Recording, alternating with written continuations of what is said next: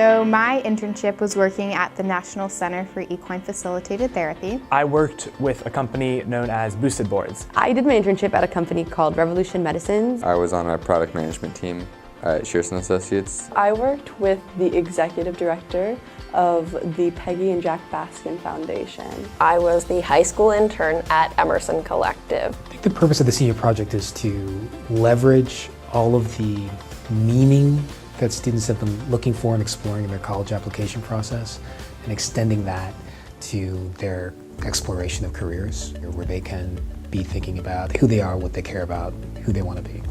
I worked as a test engineer. I'm always constantly learning how to do new tests, learning new skills. The product is a electric motorized longboard. We're starting to work on different boards. There's saltwater immersion tests, there's waterproofing tests. I make sure that they work the way that the company wants them to work. But overall, I've learned a lot in all different types of testing and engineering, just concepts in general. So the first thing we do, each student does kind of a self-inventory, a self-portrait, where they think their skills and interests are, what engages them. So I want to become a nurse. That's what I'm majoring in, specifically in the NICU or crisis zones. So the point of equine therapy is to help teach the patient how to walk properly.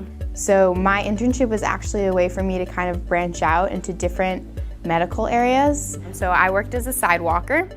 I also worked as kind of barn help, so sweeping the barn, helping groom the horses, get them ready for sessions. And just learn more about maybe what I'm interested in and where, if I decide not to do NICU, other areas that I can also work in. We also work on developing communication skills and drafting emails, elevator pitches, so that if a student has in their sights a particular company, a particular person that they want to work for in the Silicon Valley or beyond. I did my internship at Shearson Associates. They work in the linear TV industry. They consult TV networks on kind of where to place ads and running ad campaigns throughout a whole TV season. I worked mostly on competitive analysis of different advertising platforms like Facebook, Google, Simulmedia, Videology. It did really give me a lot of good experience in a workplace and understanding like what skills that I've taken from school and like being able to hit deadlines and do this and that actually translate to work, and that was really helpful. So my main projects were integrating feminism into philanthropy. I learned a great amount of what happens behind the scenes in order to allow social justice to occur. And I had to research a lot of different statistics.